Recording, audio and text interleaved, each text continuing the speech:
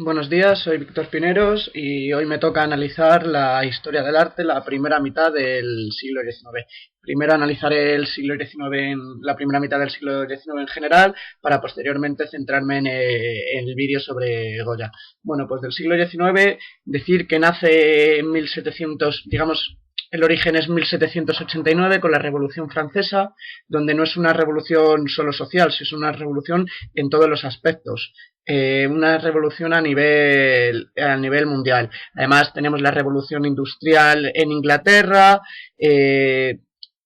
Digamos que esa revolución francesa marca un cambio en todo, no solo en la sociedad, sino también en el arte. En el arte vamos a ver un historicismo. ¿Qué quiere decir esto del historicismo? Es una vista al pasado, es decir, un culto a la historia, un nuevo clasicismo. Se vuelve a coger lo de Grecia y lo de Roma, el arte clásico griego y romano, pero adecuado al momento en el que estamos. Es decir, yo cojo lo romano y lo griego, pero lo adecuo al siglo XIX. Esto es lo que se llama historicismo. Luego, los primeros cuadros que podemos destacar son los cuadros programáticos en las pinturas y los cuadros políticos. El pintor de la Revolución Francesa destacamos a David, que es el pintor de Napoleón, y sobre todo sus retratos. A estos retratos lo complementamos con Antonio Cánovas, sobre todo en la escultura. Como podemos decir, la Paulina Borghese acostada. Otro pintor que destacamos es Ingres, donde dice que el color debe estar subordinado al dibujo, y destaca una frase que me ha encantado, que dice: todo artista encuentra un color que caracteriza su pintura. Me parece muy importante esta frase, ya que un color determina a un artista. Es decir, tú ves un cuadro, no sabes de quién es, pero a través de ese color, esa temática y todo, deduces el artista. Me parece que esta frase tiene mucho significado.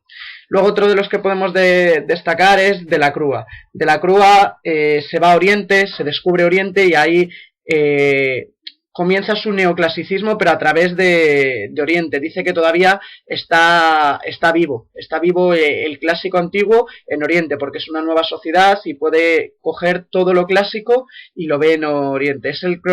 Y se convierte en un cronista de la revolución de 1830. Lo podemos ver en el cuadro La libertad dirigida al pueblo, que es una alegoría.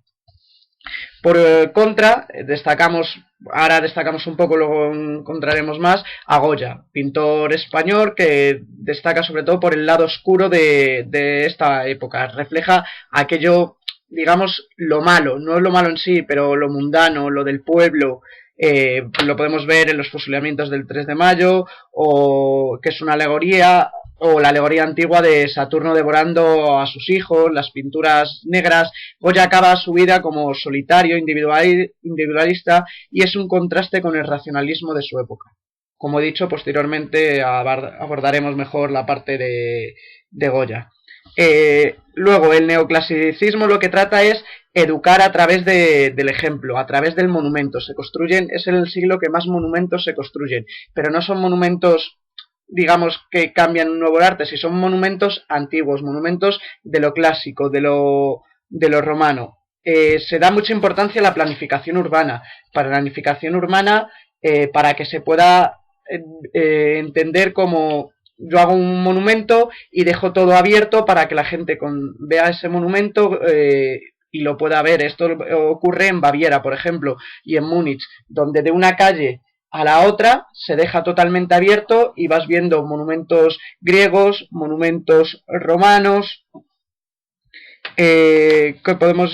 Otra frase que me ha gustado es la de: el poder político se marchita ante el arte, que lo dice el rey Luis I de Múnich, que me parece buena frase, ya que consigue que, digamos, que tú puedes ser rey, reinar todo, pero al final él lo que busca es el arte, y es el que promueve lo de: en una calle todo Grecia y todo Roma, digamos.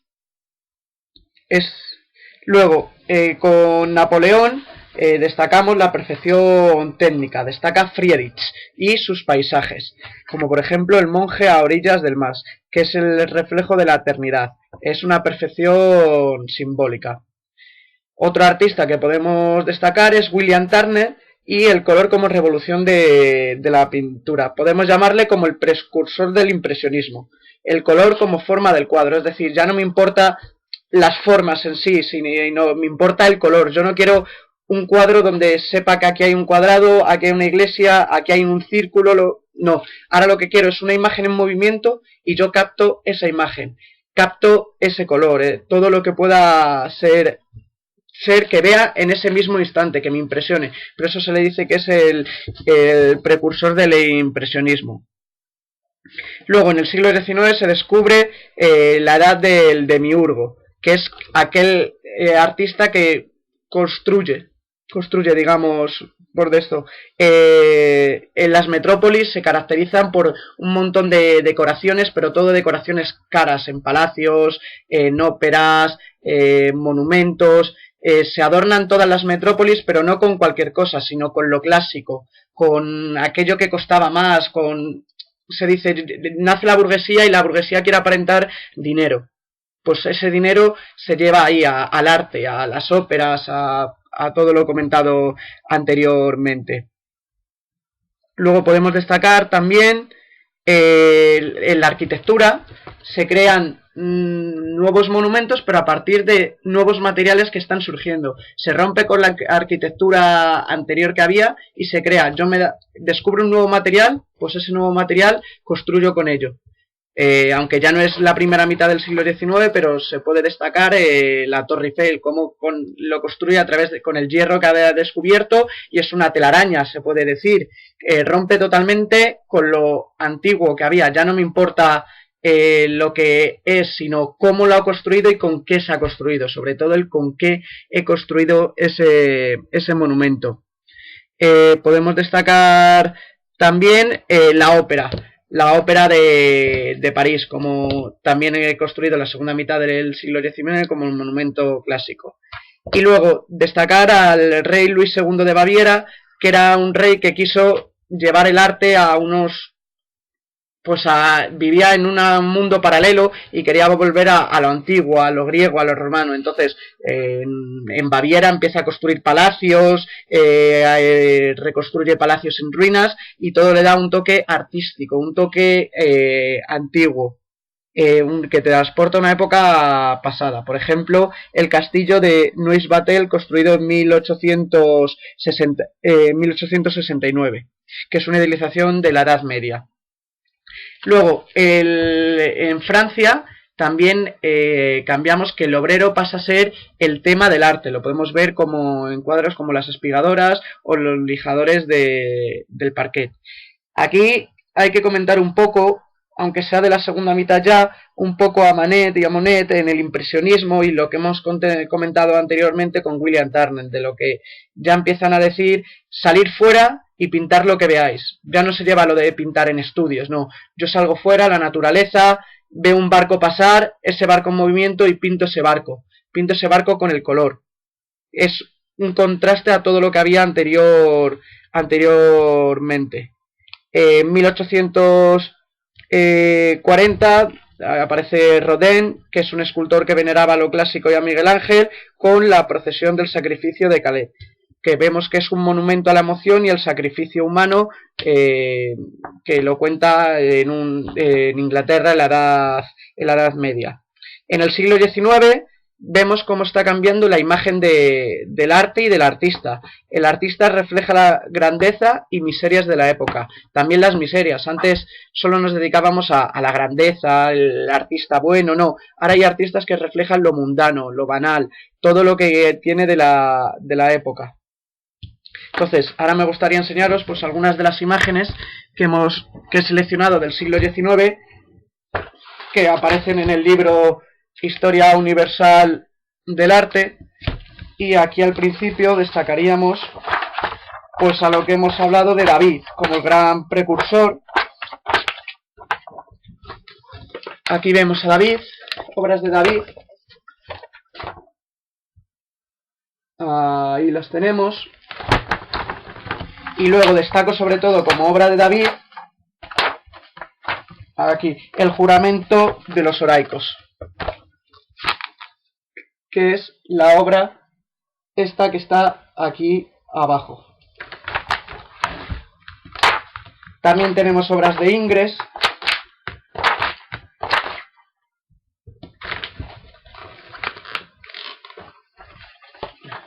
Aquí podemos ver obras.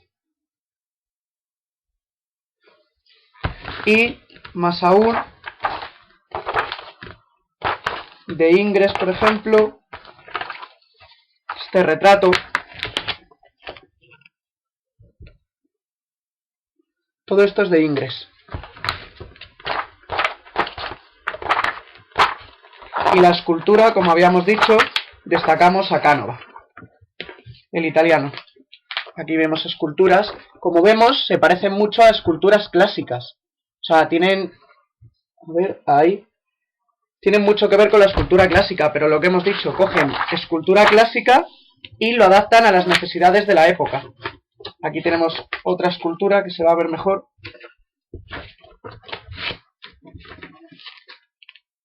Aquí la tenemos. A ver, perdonar. Ahí.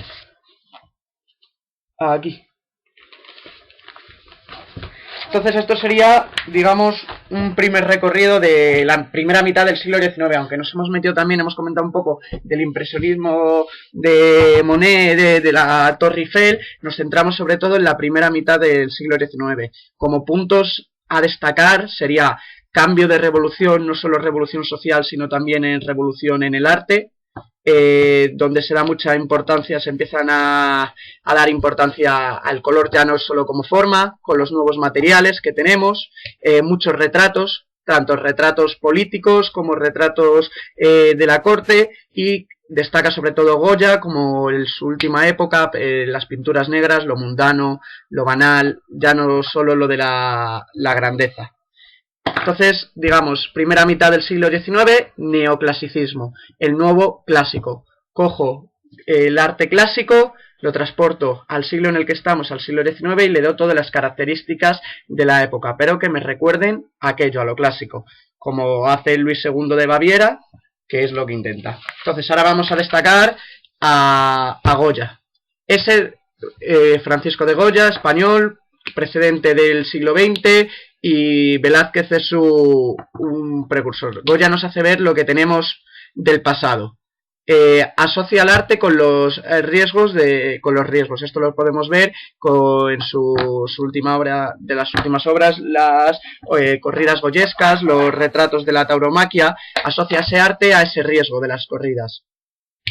Las obsesiones de Goya son obsesiones que podrían ser nuestras de hoy en día: la pobreza, la guerra, todo lo que conlleva esas guerras, la muerte, el sufrimiento. Son temas de actualidad que podemos encontrar hoy en día, o sea, que no estaba tan alejado de lo que hoy en día vivimos. Goya destaca por obras con mucha brutalidad y sobre todo con franqueza. No le da miedo mostrar aquello que está viendo. Representa el dolor de la sociedad, los problemas de la sociedad. Es, digamos, el primer fotógrafo, digamos. Él ve aquello que le ocurre a la sociedad y lo representa, sin importar. Él cuenta lo que siente, pinta lo que ve. Me parece, sí, como se podía ver en el vídeo, que es se puede decir, el primer fotógrafo, y sobre todo los temas que trata, temas que le importan al pueblo, temas consecuentes con la guerra, temas con la pobreza, brujería, cosas que le importaban al pueblo.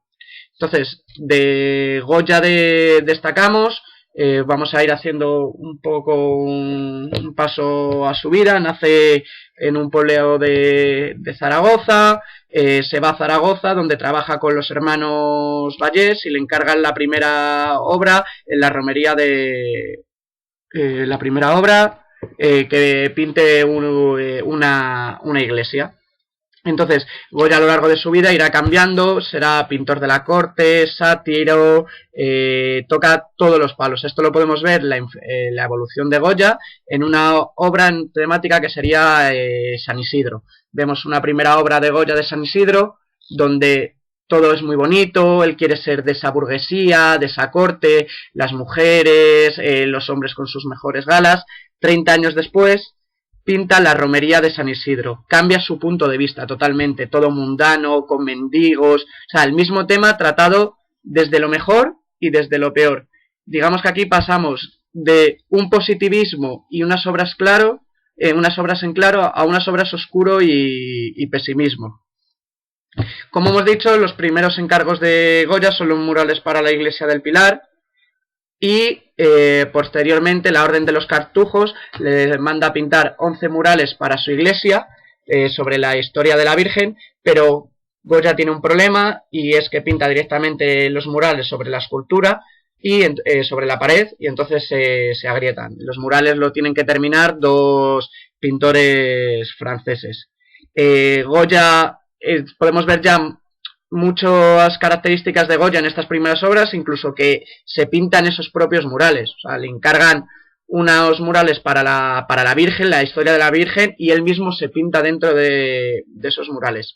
Luego, Goya se muda a Madrid, y aquí es donde cambia su vida. Digamos que aunque nace en Zaragoza, Madrid es su ciudad, es donde desarrolla todo su arte y toda su vida. Le encargan diseñar varios tapices. Él hace los bocetos, y esos bocetos luego lo hacen a tapices. Sigue trabajando con los hermanos Badrés, de hecho se casa con la hermana de estos, y a partir de estos hermanos le va a permitir que la sociedad la burguesía le vaya conociendo.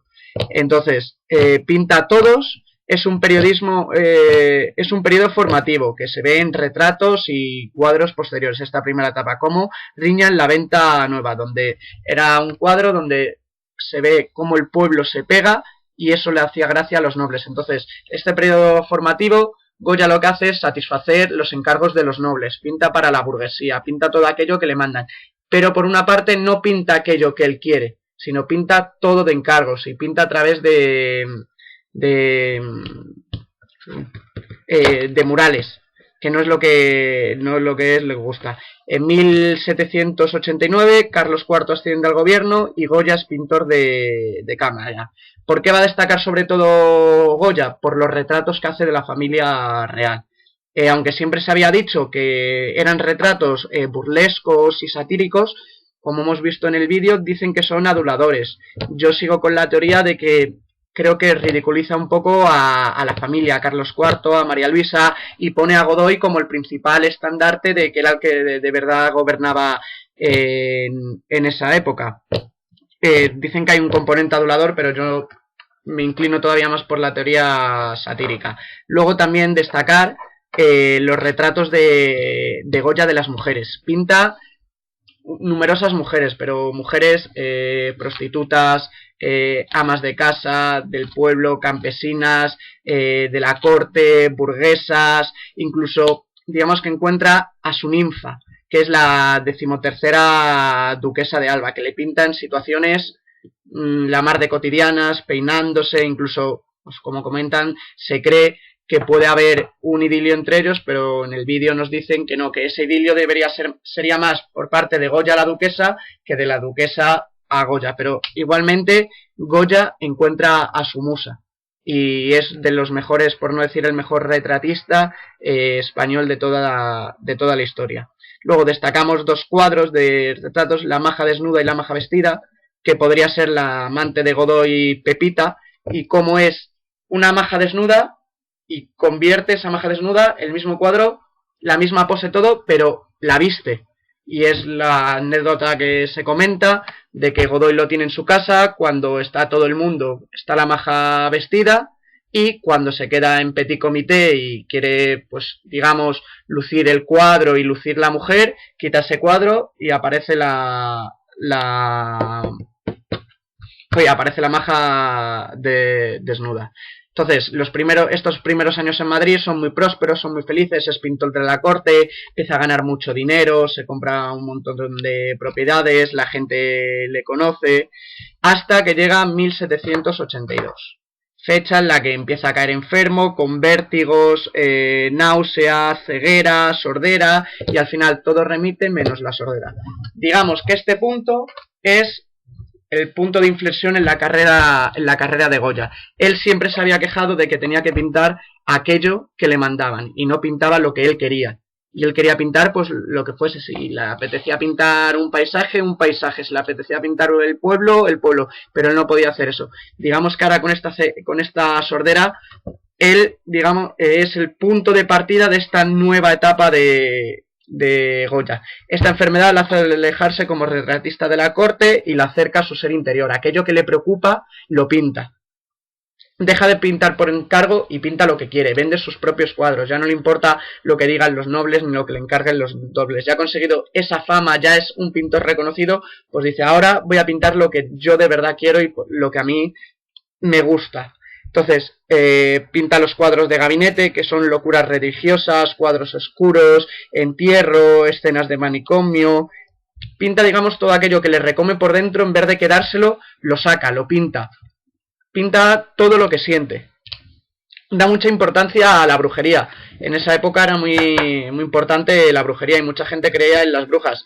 Y si no, pintaba las brujas como ahora puedes ver una peli de vampiros y tú creer que existen los vampiros o no. Entonces en su obra vemos mucha importancia a esas brujas, a esa brujería, atribuye la mortalidad infantil a la brujería.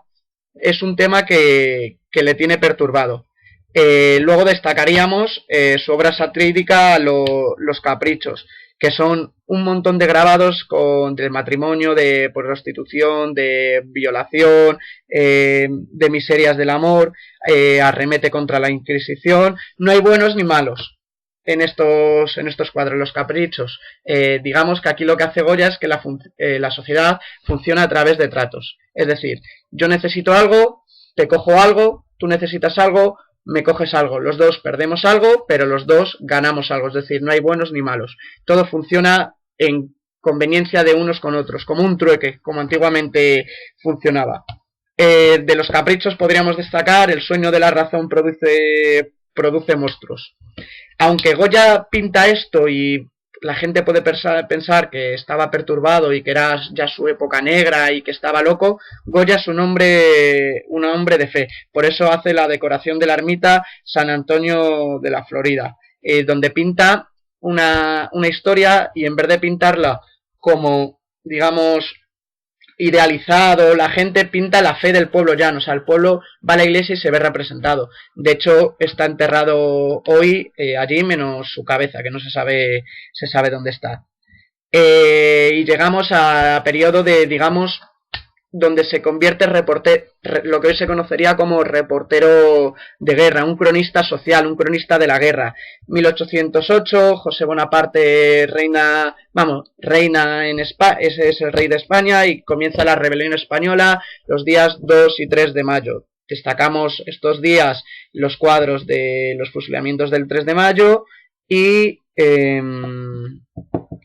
la lucha de los mamelucos. Es un reportero de guerra que lo vemos en los cuadros, los desastres de la guerra. Es un testigo sin estar, porque como dicen ya era mayor, pero él cuenta todo aquello que ve o se lo inventa. Como anécdota comentar que a mí siempre me habían contado que en el cuadro de los fusilamientos del 3 de mayo que él estaba escondido en una montaña y que lo ve todo. En este documental nos cuentan que no, que él no ve nada, sino que se lo inventa o puede ser, y que en muchos cuadros pone, lo vi, y no puede ser verdad. Pero a mí como anécdota en el colegio me habían contado que en los fusilamientos del 3 de mayo él está escondido en una montaña y ahí es donde pinta el cuadro. Destacar que este cuadro para mí es el que, junto con Saturno devorando a sus hijos, que luego lo comentaré, es el que más me gusta. ¿Por qué es el que más me gusta? Me gusta sobre todo la cara del hombre que va a ser fusilado. Está en el centro del cuadro, con una luz, a modo de Jesucristo, levantando las manos como...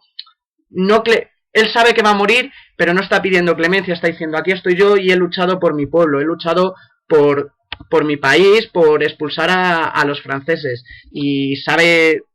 y ve un pelotón de 5 o 6 franceses, todos sus compañeros en el suelo y a él le están sujetando y aún así no pide clemencia. Y sobre todo la expresión de la cara. La expresión de la cara es lo que más me gusta de este cuadro y cómo está iluminada con una luz. Está todo el cuadro a oscuras, digamos, y de repente su cara sale iluminada con un candel. A mí me parece este cuadro es el que, digamos que es el que más me gusta de de Goya. Como volvemos a decir, es un periodismo gráfico, relata todo lo que sucede en la guerra, las consecuencias que tiene esa guerra, los fusilamientos, el hambre, el exilio, todo lo retrata él. Digamos que es el primer cronista de guerra. Y eso es y todo lo hace sin estar ahí, porque no podría estar en todo, ya era muy mayor, estaba sordo, lo tiene en su mente, se lo imagina, le pueden contar algo, pero no a ciencia cierta como tú puedes hacer una descripción de hoy en día de un suceso, sino se lo pueden contar, él se lo imagina y lo trasladaba al papel. Es, como dice él, el arte como medio de la mentira al servicio de la verdad. Es decir, él no está ahí, miente un poco, digamos miente en el sentido de que se imagina una situación, pero en verdad es lo que está sucediendo. Él a lo mejor no está en los fusilamientos, se inventa esos fusilamientos, pero de verdad ocurren esos fusilamientos. Es decir, yo te miento, pero a la vez te cuento la verdad. Es una paradoja un poco. Luego destacamos, como hemos comentado al principio, él creía que los toros era el deporte nacional, como la España antigua, la España casta, profunda de Aragón, y disfruta mucho con las corridas. De hecho, hay muchas fiestas en Ronda, las corridas goyescas que van en su honor, y destacamos la tauromaquia, como hace es cronista de corridas de toro, y en 1816 saca la serie de tauromaquia.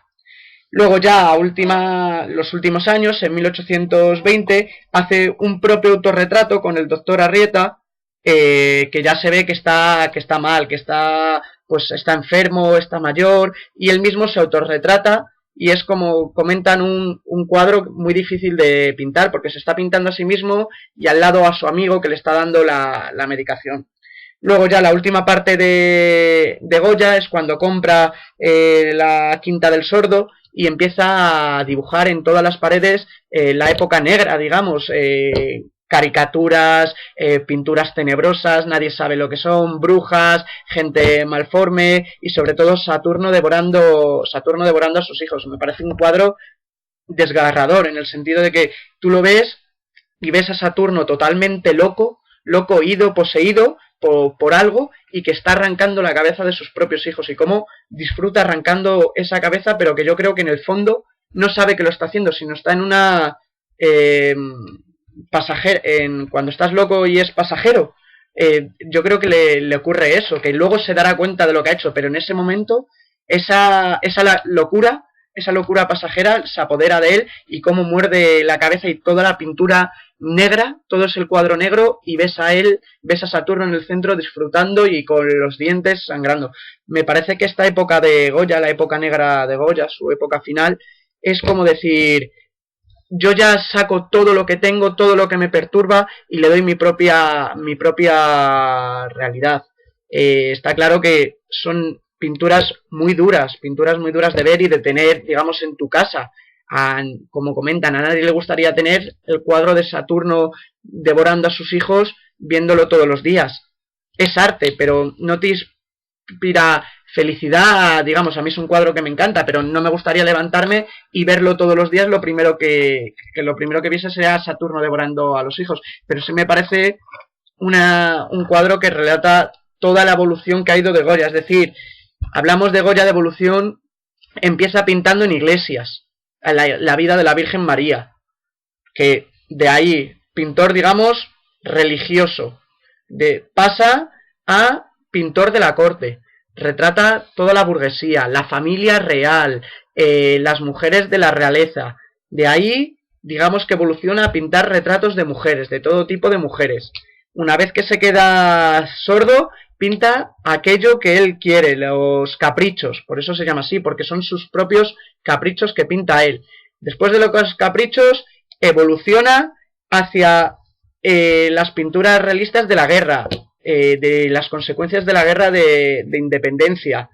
De ahí pasa a la tauromaquia, le da una vuelta más, y de la tauromaquia pasa a las pinturas, a la época negra de Goya, sus pinturas negras. Es decir, dentro de la vida de un mismo pintor encontramos claramente diferenciadas 6 o 7 partes de su vida, 6 o 7 características distintas. Es decir, tú a Goya no le puedes decir, era un pintor religioso, era un pintor del pueblo. No, era un pintor de todo, para todos, y pintaba lo que todo el mundo quiere. Yo creo que pocos en el mundo comentan, sí, en otros campos, Beethoven en la música, Dickens en la literatura, que abarcan tantos géneros dentro de un mismo arte. A mí me parece que de Goya lo que más me gusta es eso, que tú ves una obra suya y ves otra obra y dices, no me creo que sea del mismo pintor. Normalmente las obras de los pintores tienen unas características. Tú compara una obra de los primeros años de Goya a Saturno devorando a sus hijos.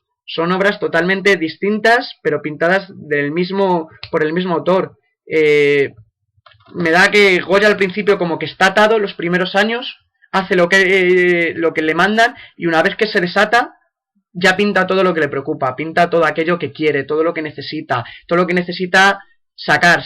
Yo creo que si no hubiese sido pintor y no lo pintaría, hubiese muerto, se hubiese suicidado o cualquier cosa, porque se hubiese vuelto loco totalmente. Él necesitaba pintar aquello que le perturbaba a la gente. Y luego, sobre todo, me parece muy importante destacar cronista social entendido que él pinta lo que ocurre, aunque pueda ser mentira, pero al final es lo que es verdad, y eso sería con lo que me quedo de Goya. Ahora os voy a enseñar algunos cuadros de Goya que hemos destacado y que a mí me gustan mucho. Bueno, pues empezamos. El retrato a la 13ª duquesa de Alba, esta de aquí, que como hemos comentado, Goya se dice que podría estar enamorada de ella, otros dicen que tenían un romance. Luego, el retrato de la familia de Carlos IV. Aquí lo... A ver... No. Ahí lo tenemos. En el cuadro aparece Goya al final, que hace un homenaje a Velázquez en Las Meninas porque se pinta él, Fernando VII, aquí, Carlos IV allí, y María Luisa en el centro, que digamos que es la que de verdad gobernaba.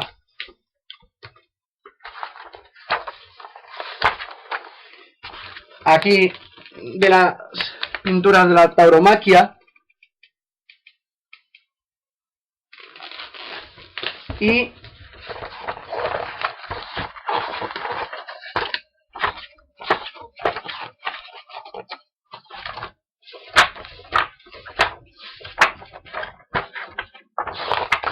voy a encontrar las dos obras que me gustan a mí, las que he comentado, los fusilamientos del 3 de mayo y Saturno devorando a sus hijos. Aquí tenemos Saturno devorando a sus hijos. Como comentamos, vemos a Saturno, una pintura totalmente negra, que no tiene luz. La cara que tiene Saturno, totalmente loco, que le ha cortado la cabeza a su hijo, se lo está comiendo, y cómo no siente nada. Él le está comiendo, pero yo creo que está loco, que en el fondo no sabe lo que está haciendo. Y toda la pintura, sobre todo negra, pero si se puede fijar, un poco de luz en su cara y en el cuerpo de su hijo. Todo lo demás es negro, pero además da los ojos locos totalmente. Me parece una cosa impresionante. Y luego, por último, aquí está. Para mí el cuadro que más me gusta, la obra cumbre, aunque para gustos los colores, los fusilamientos del 3 de mayo. Aquí vemos el cuadro y aquí vemos lo que comentaba anteriormente, lo que más me gusta del cuadro. Vemos como el hombre no pide clemencia, pero sabe que va a morir, está sujetado con él con una camisa blanca y como la luz. Aquí vemos el cuadro, es oscuro y lo único que está alumbrado es él. Es como decir, lo único que quiero que veáis es el próximo que va a morir. No le da importancia a la gente que está muerta en el suelo o pone de espaldas a los franceses que le van a matar. Da importancia al español que ha luchado y que va a morir.